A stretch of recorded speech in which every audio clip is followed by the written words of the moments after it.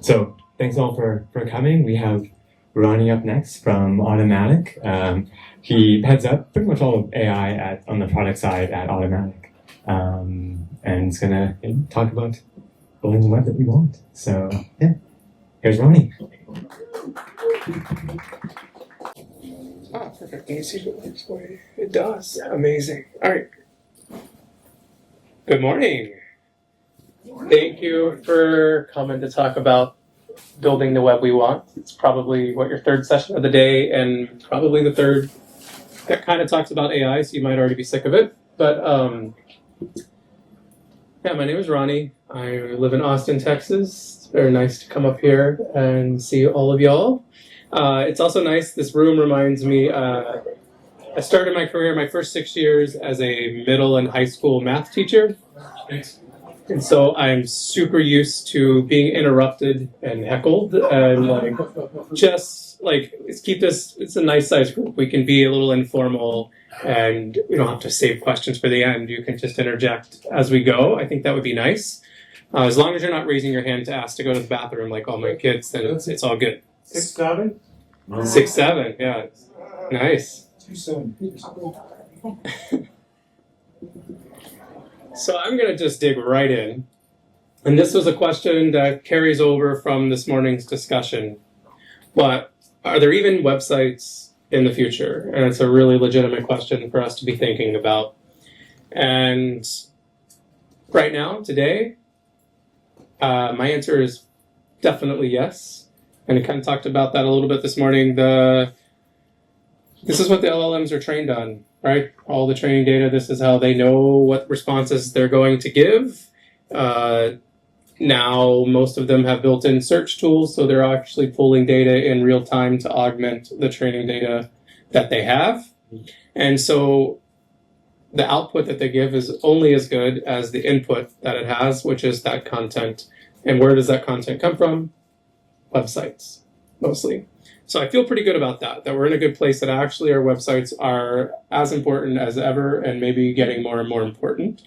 And we're going to kind of frame this whole conversation as we go for the next 50 minutes or so on what it is that we can be doing with our websites to make them a little bit more future-proof in this age.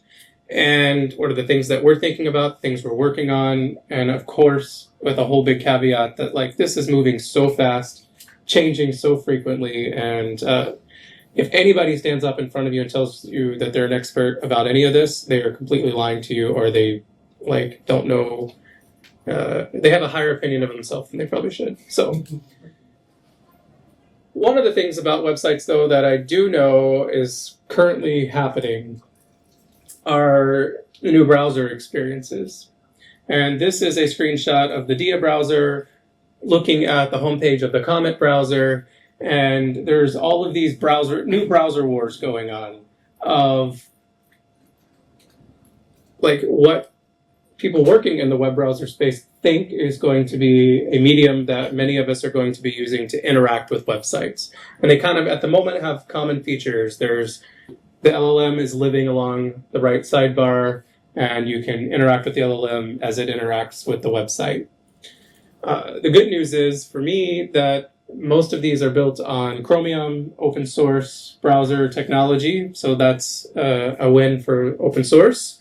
And speaking of Chrome also has, especially in the US, Gemini baked in and surfacing more and more and more in the experience. I'm curious, are any of you actually using any of these browsers regularly, and is it making a meaningful difference to your web experience? Yeah? I started using the ChatGPT's alpha browser. And main reason I use that is usually when I ask ChatGPT to look at a website, it says, oh, I can't access that. But when you're in the alpha browser, it can. Ah, interesting. Yeah, some websites have specifically gone in and tried to block or discourage traffic from LLMs. Now, if you're trying to be discovered, that's kind of an interesting choice for you to make, but the browser can get around that. So where I kind of sit with this is that I'm using them as much as I can, but I haven't found a specific use case that's just been life-changing and change the way that I do my daily work, but we can kind of see a future where more and more of this is happening, right? And kind of thinking about that LLM living, or the AI and the bot and the experience living alongside of you as you browse around the web. What's also interesting about that experience is that, especially, I think this is the Dia browser, they all look the same, it's hard to tell. When you open up a new tab, it might be Perplexity's comment. Anyway, when you open up a new tab, it's not enter your URL, enter the domain, where do you want to go, like it's been forever for those of us that have been on the internet for a while. It's ask me a question, what are you trying to do?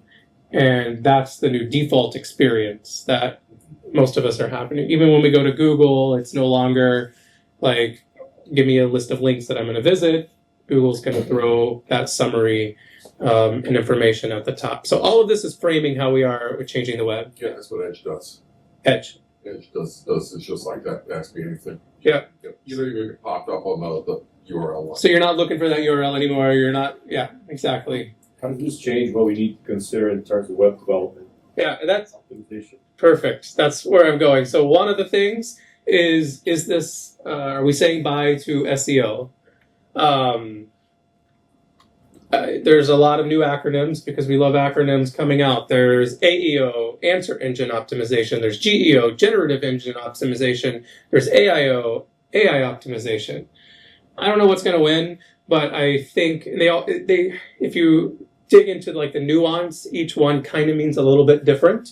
But ultimately, it's still kind of SEO, right? It's like we want to just be discovered. What are the optimizations that we need to be making in our content and in our layout and format of the website? And I'll go into a little bit more specifics about things that you can do to be like helping with discoverability in these AI environments. So the new website, this is what we can do. First of all, content has always been king, but more frequent, refreshed, accurate, current content is even more relevant today. So we need to, the latest review is the latest updates, the latest post about a certain topic is going to get higher, just higher results in the index, which has been the case in search engine optimization for a while, but you still sometimes get like older responses from way back when. Then, unique voice and perspective. We don't need Wikipedia much anymore, right? Because we can just ask a question and we can get kind of a generic response from any of your favorite LLMs of the day. And where the interest comes is if you really have a unique point of view, or you're presenting it in a unique or interesting way, not just text with like the 3-paragraph essay that we were all taught to write when we were kids. And there's a lot more focus on more niche, hyper-local responses in the LLM, as it knows your location or it knows your interest, and it focuses those results around those topics. So to me, that's encouraging. That means we don't have to try to write and create content for a catch-all. We can be super specific, super targeted, and get hopefully that will translate into better results and more traffic from the LLMs as we go.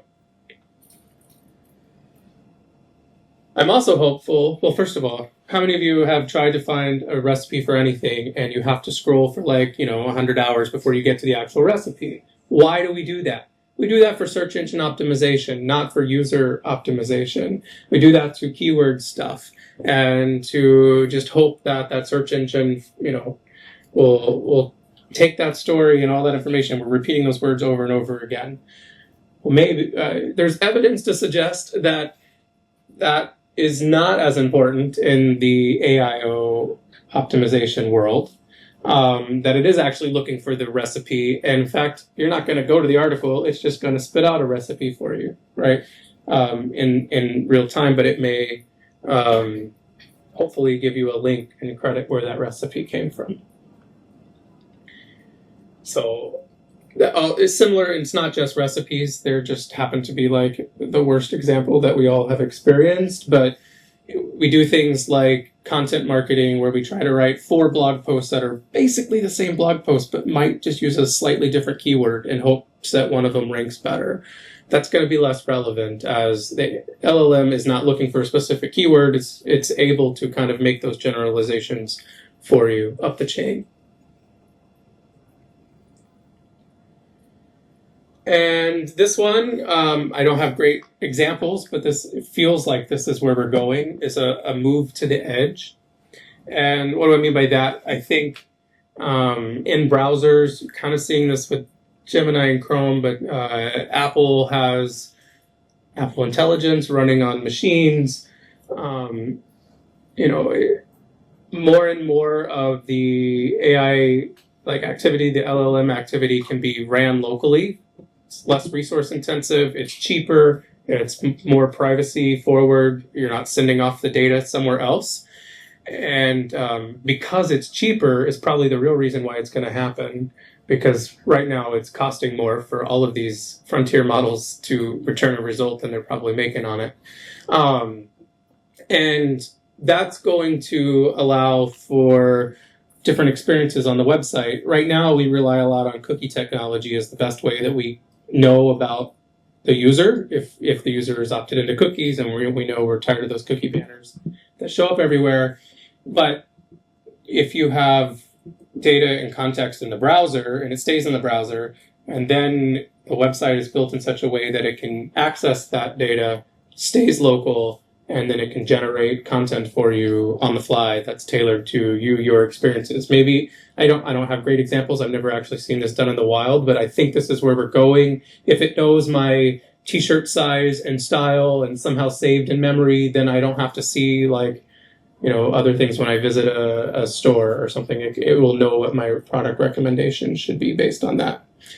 In a privacy way, because it's all stays local on my device instead of in some big massive data warehouse about me. So that's the web I want. That's what I'm hoping happens. And then authenticity, yes. And less risk for hacking the personal data, right? Yeah. It's not stored. Absolutely. Yeah. And I mean, unless someone steals your machine and gets access to it, but yes, it should be less risky for sure. So it seems like a win-win, and I think there's lots of folks moving in this direction. But again, not to be cynical, the real reason this will happen is because it's cheaper to run it on your device than to send it off to the cloud. Authenticity when you're building the site, when you're creating the content, when you're designing the site and the layout. Trust signals. Typically, this has been a big player in search engine optimization as well, with testimonials and backlinks. I think some of those signals still exist. But what's interesting is there are folks really thinking about signatures that you can provide that say this was human generated and I actually did this. That can be a trust signal. Kind of like the check mark on social media or something like that. Some way of authenticity. Humans were involved in the creation of it, that sort of thing. And nobody's winning this game yet. There's not something that's ubiquitous and in use everywhere, or even in a reasonable amount of places. But I think lots of folks are thinking about it, working on it, and I'm hoping that it's a perfect kind of problem for open source to solve as well, to get some standards that we can all kind of agree to and adhere to. And then on this topic, maybe we'll just not rely on being online as much, and we'll kind of go back to face-to-face. This is also the web I want, which kind of sounds like I don't want a web.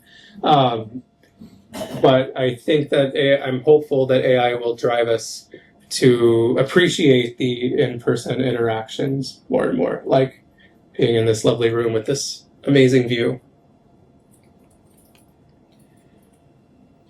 So less hype, more impact is kind of this cheesy phrase that I've adopted recently. There's a lot of hype in AI. We're building so much internally that doesn't even get seen by people or used by a lot of people. How can we make sure that the promise of AI is delivering the impact that we think it all can? And so what I want to do is spend some time that we have here and play a little game, a little hype or impact game. And I'm just going to put a topic up on the screen on a slide, and I just want you to shout out, if you think it's hype or impact, and we'll just kind of gauge the audience's opinion on this topic, and then we can kind of talk about it and discuss. So again, I'll show a topic, and you'll just shout out hype or impact. What's your gut instinct feeling about the topic? So the first topic is MCP. Hype and a lot of impact. I have been living in the world of hype on this for a while because I haven't yet seen that thing that like delivers the aha moment.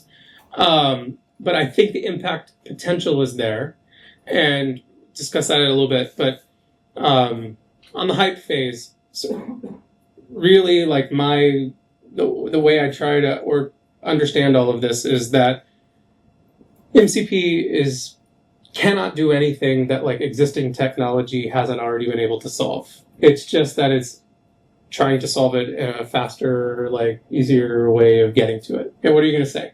So I would say it's like another standard on top of the standard. Like take JSON RPC. Yes. But now everybody's agreed to be able to, that AIs can talk to servers using it.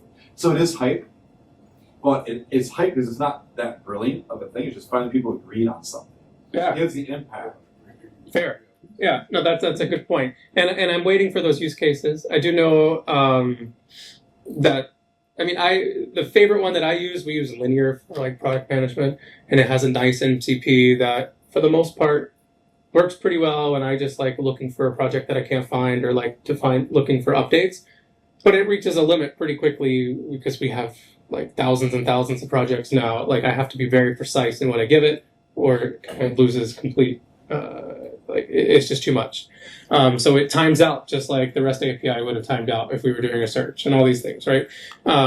So we're looking for that use case. Next topic. AI creating content. Lots of folks saying hype. Some folks saying impact. This is why we're doing this, because it's interesting, right?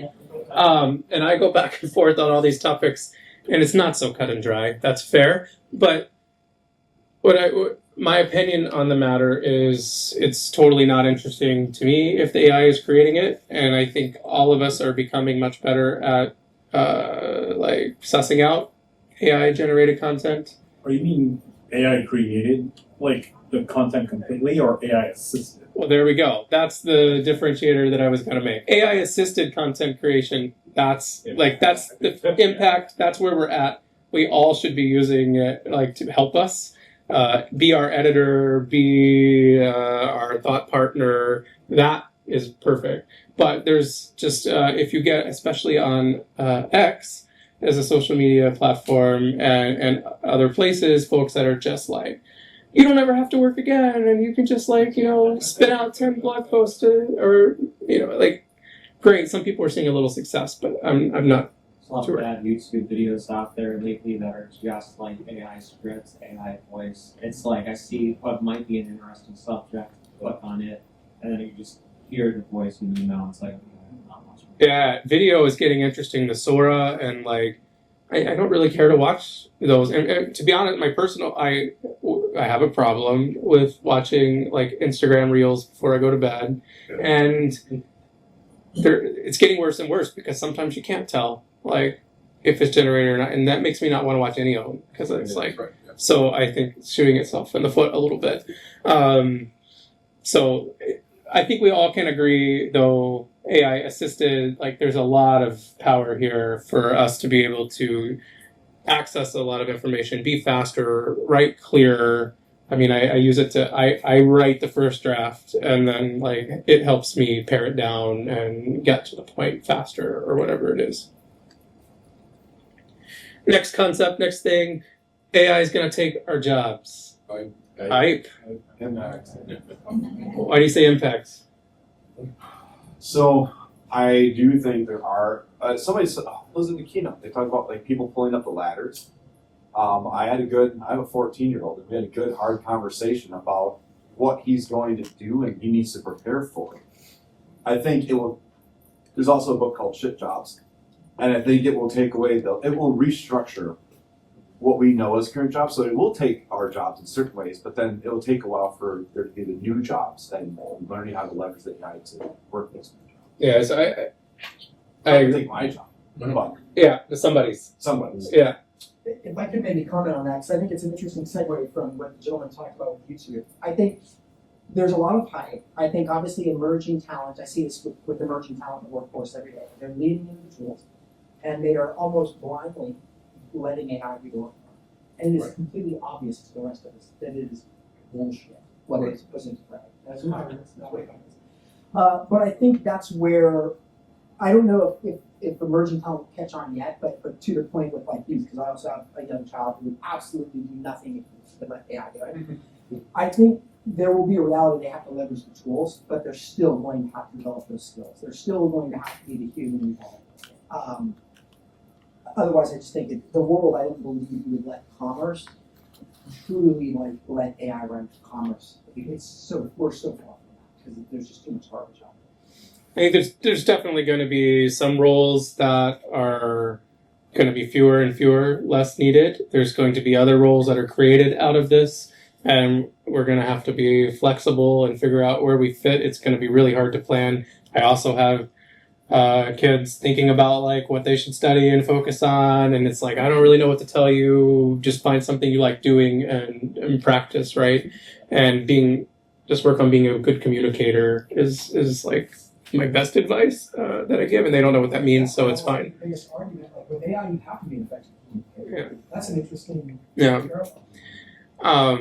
So our jobs today, maybe not. Now I would say I hate when people say they're dangerous as a coder, like they're not an engineer, but they're dangerous with code or whatever, but that's me. Like I'm not, I've always been a little dangerous. I did study it a little bit in college, but now, like, I have Cursor, and I can, like, create things that work, and, like, put it in the world, and it actually works, so I am extra dangerous now, and, but it does mean that, like, it's easy to see, especially, like, in that engineer development world, that, like, the role is changing. It's not necessarily going away, but definitely changing. Next concept, AI note takers. You know what I mean? The things in your Zoom calls. I just put this in here as my own like time for soapbox personal pet peeve. Like, how many of you have been in a meeting where there's more AI note takers than people? Yeah, exactly. And that to me is a little bit ridiculous. So I put this in not as a sales pitch, but as a PSA. Like, if you have one of those note takers that attend as you and like added as the room, find another one. Like, because your colleagues are just too nice to say how much they're annoyed by it. There are tools. I like Granola as an example because it is local on my device. Going back to that, the recording is done and the transcription is done locally on my device. It's not sent somewhere, and there is no agent that has to join the call. It's using my microphone and speaker on the device. And it's a note. Now, the downside of that is nobody knows I'm using it. But I do find it helpful. The other thing about it is that's somewhat unique is this whole idea of the human assisted. I use it as my note taker. It pops up a window on the screen when I'm in the call, which I am in way too many calls and Zooms, but where I take my notes first. I give it what I think is the important pieces. This is my outline. This is my to-do. And then it fills in the holes with the transcript and everything. So it is me first. It's not just it thinking, which is what I would love to see more and more tools do. Yeah. Working on AI to take us out of meetings. Yeah. Where our bots could just talk to each other. Why don't we go a little bit further? I do have a colleague on paternity leave, and before he left, he created a bot that has like all of his thinking and thoughts and how he would answer things. And like he hoped that we would like ask it questions, but sorry, Rich, we're not listening. Yeah. All right, next we're flying through these, so all good. AI app builders. Impact I heard. Anybody else? Impact from a proof of concept. Yeah. LS is a great example. Yeah, it would be really bad for me as a person working on an AI website builder to say hype. There are specific use cases right now where there's high impact in the prototyping and getting something out there quick to see if it works, to put it in front of users for testing, but maybe not for production. I think that right now is where we're at with that industry. I used an AI app builder to build a CRM product that I actually had customers for, and I'm going to sell. And I didn't really write much code. I can write code, but I didn't write much code. I think you can build production applications using AI. I think the challenge, though, is like you have to know what you're doing. You said you can write code, and I think that's a differentiator.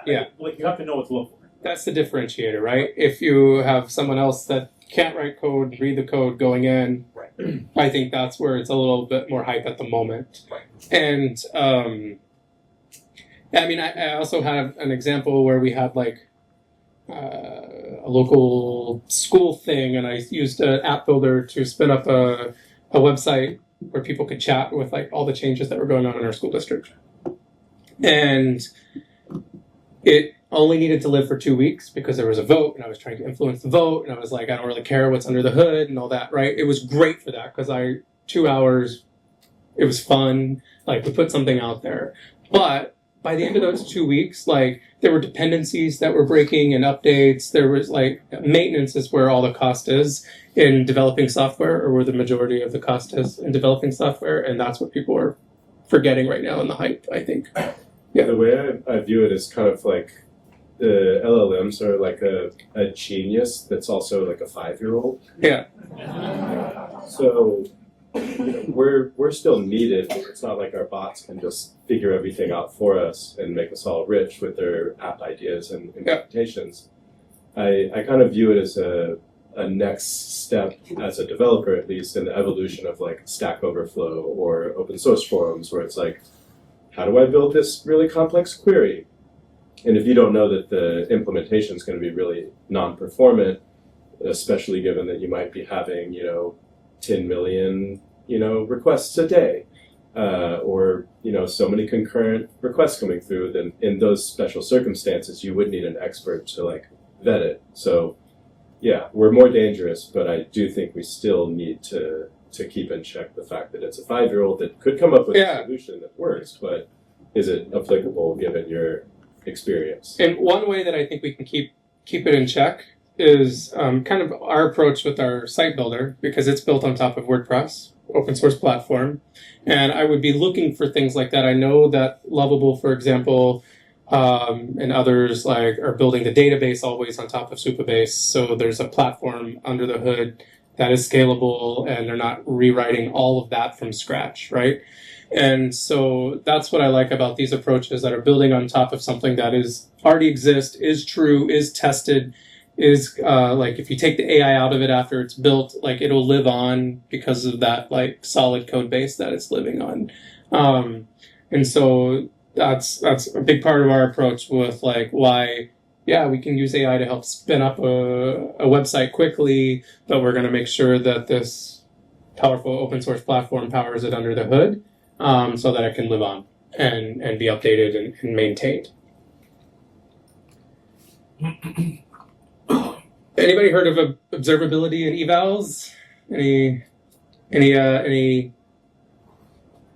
Anybody think this is hype?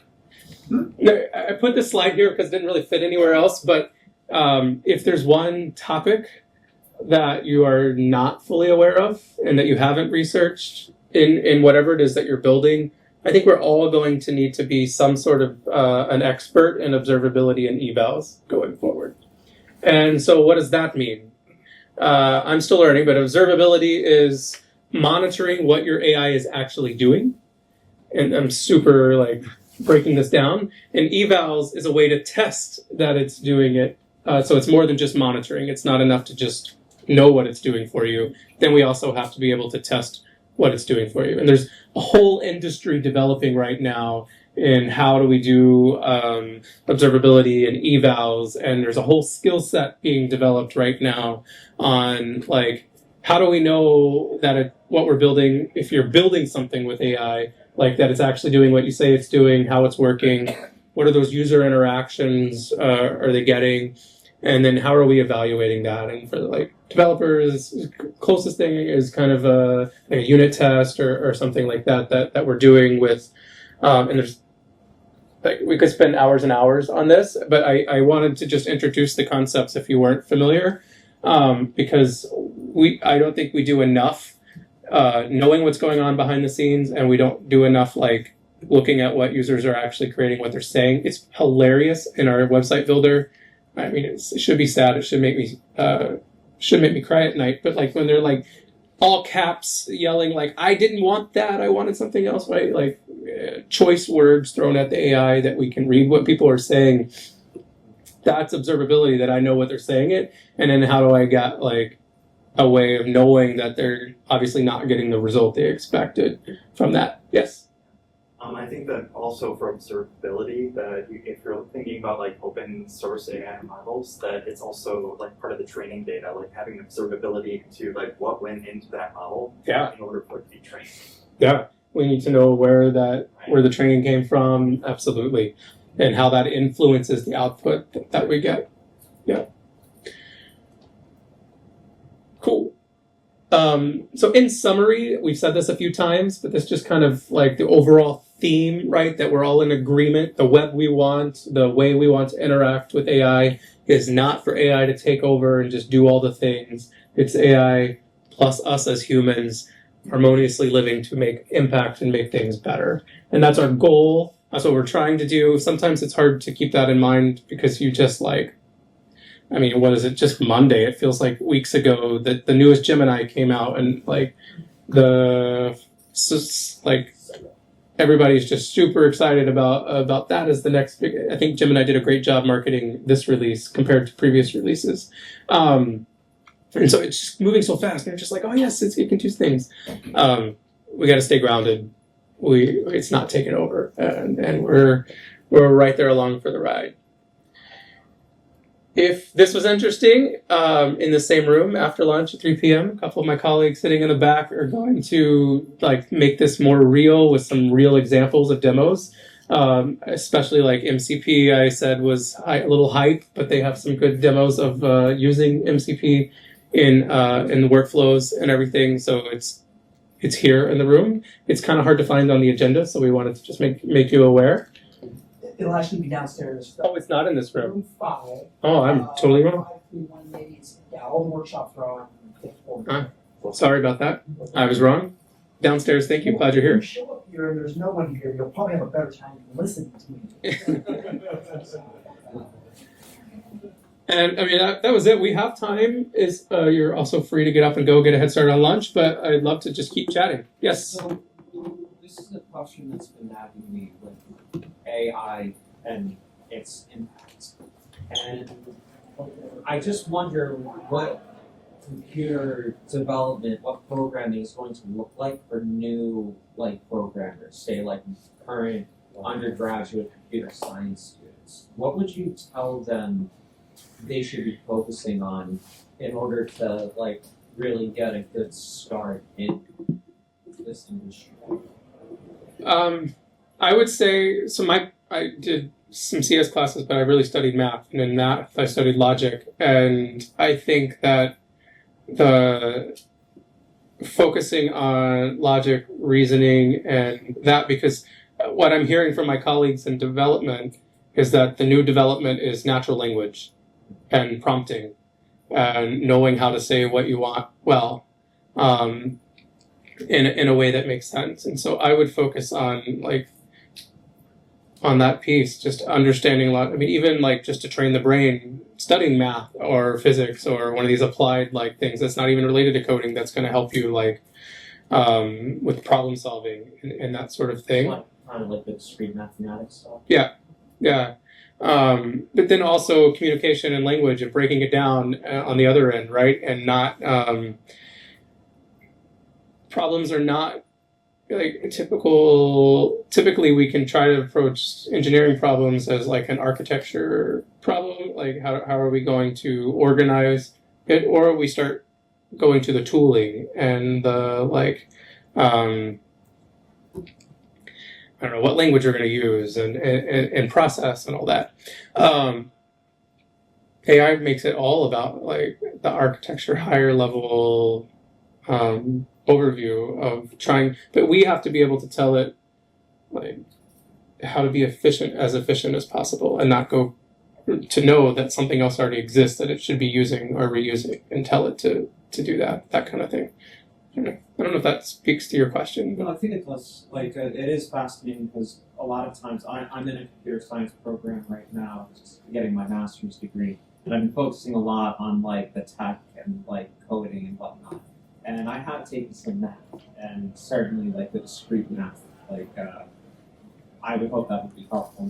I think so. But communication too, like that's something that a lot of computers code, like, you know, they lack. And you see it all the time in development places, but like just having people who understand how to communicate. That's Yeah. Absolutely. Yeah. Keeping on with your game. Yeah. And in your current role at Automattic, how do you take ideas that in your head you're probably thinking, but you want to ensure it gets to that point of doing something impactful for your users? It's a great question. I'm not sure that we've solved it. I don't think I'll ever be happy, but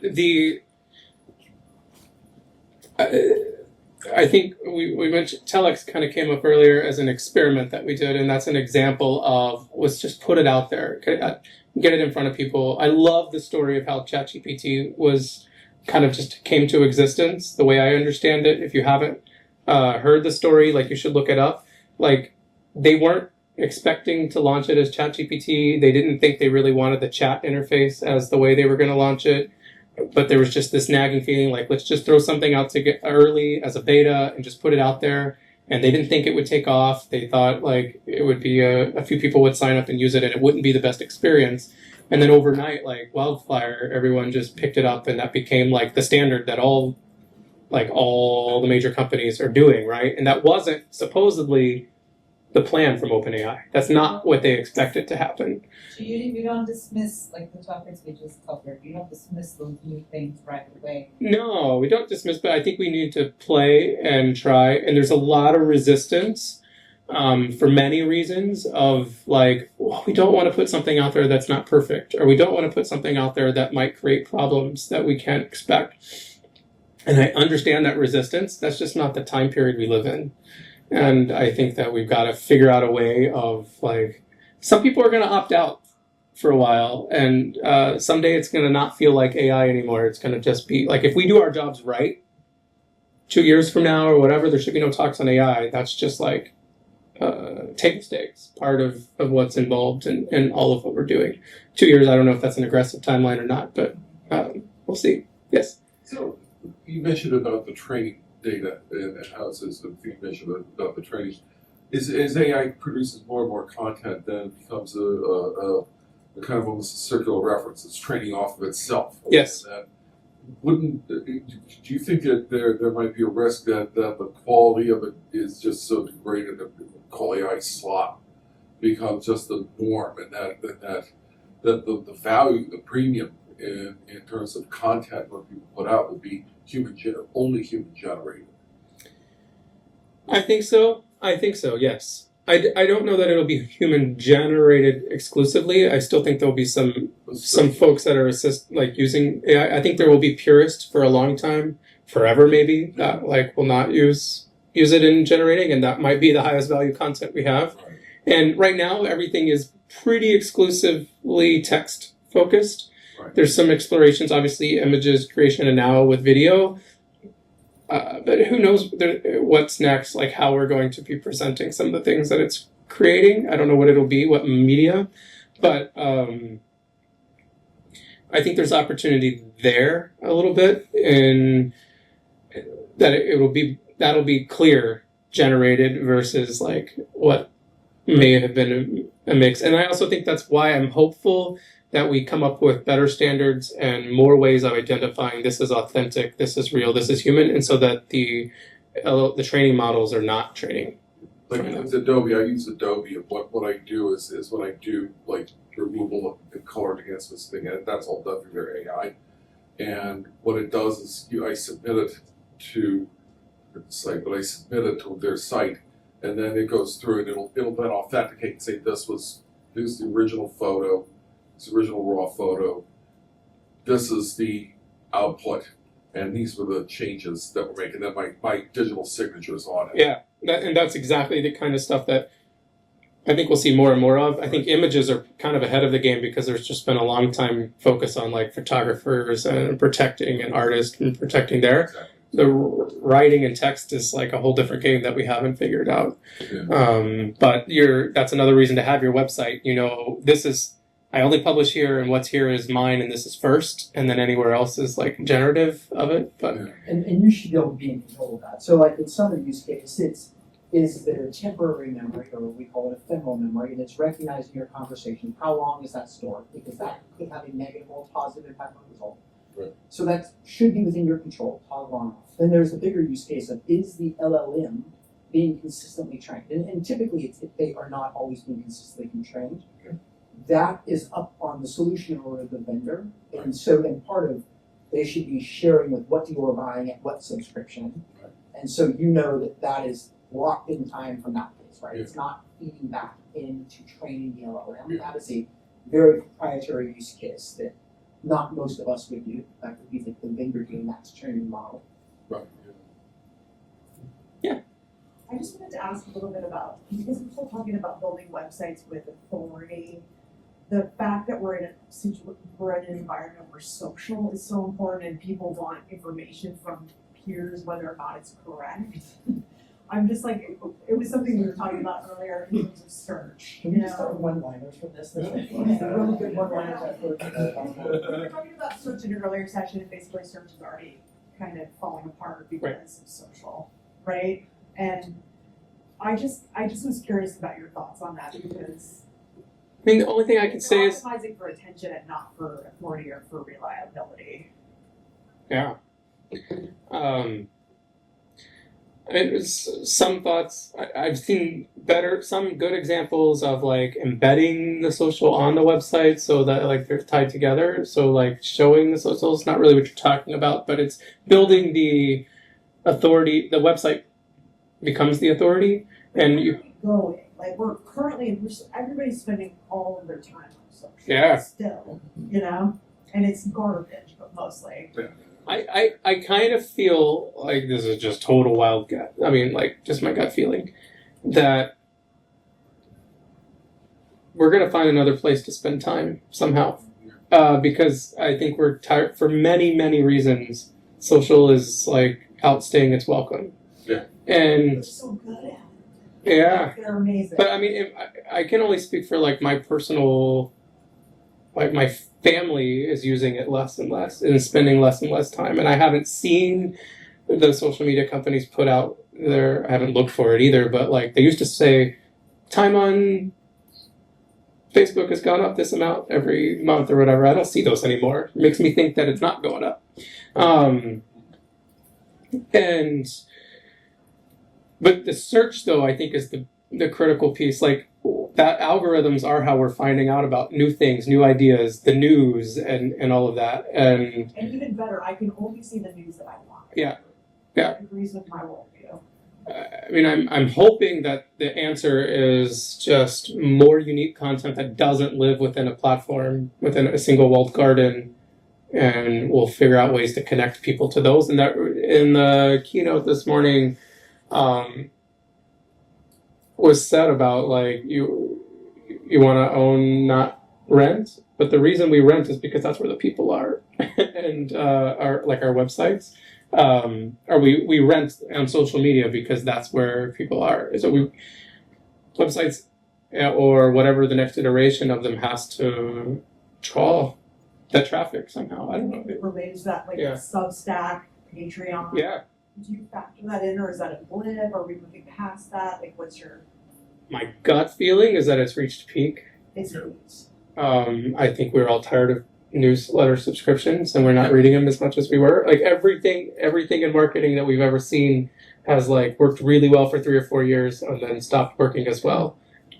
Right now, the focus is on how to get your content into LLM responses. And I think that's like should be most of our attention and focus, which is high quality content, recent content that's easy to find, easy for the machines to read. So it's not like, as close to markdown as possible. Like, is what is kind of where I think we are. 2 years from now, where people are going to be finding things and spending, and what are we going to be focused on? I wish I knew, because I'd be living in one of those or something. I don't know. Yeah.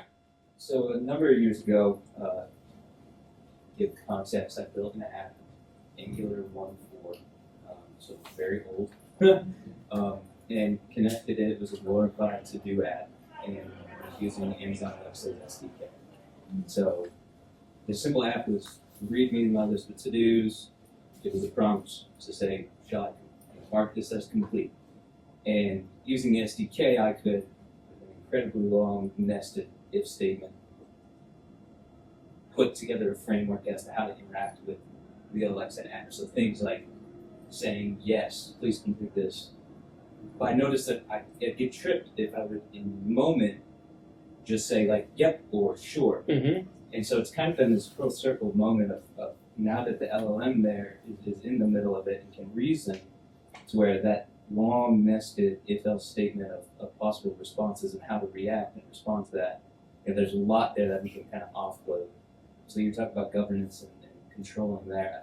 I thought that was really spot on, but also now with some code editors like Cody and AMP, when you run a prompt and have agents go out and work, it'll touch all the files and it'll spin for forever, and then there's an actual audible being that the agent has done. This interaction with AI text or voice to text models as well. Like, how do you see voice and interacting with a browser and a website? Like now, people obviously the visual UI of a chatbot, that's not a strict kind of tree flow that we have normally known chatbots to be, but now it's more of a commonly used and I think people are more comfortable with it than ever. But where does voice play? Yeah, it's a great question. We just actually had some lengthy internal discussions about this with our chatbot that we put on top of WordPress. Like, how do we add people want to talk to it? People are getting very used to using voice, and we had this whole debate on do we build something? So we build it once, and then it works in all these places. It works on mobile. It works on Mac. It works on Windows or whatever.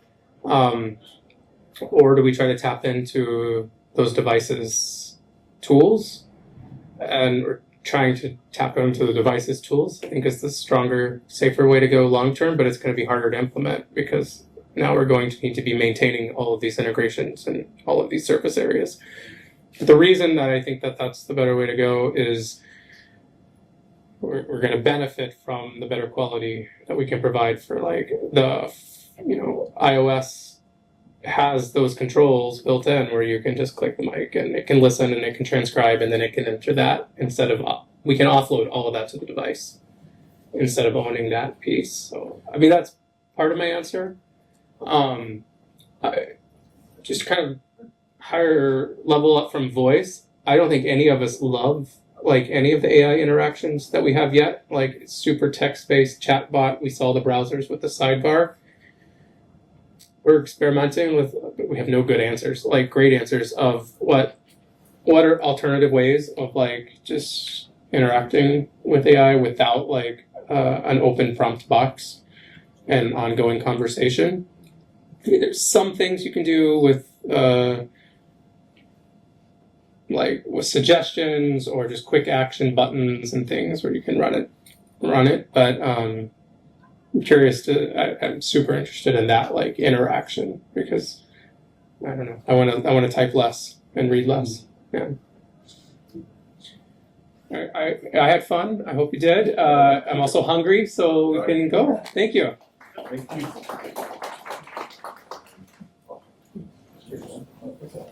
Thank you. Great presentation. Okay.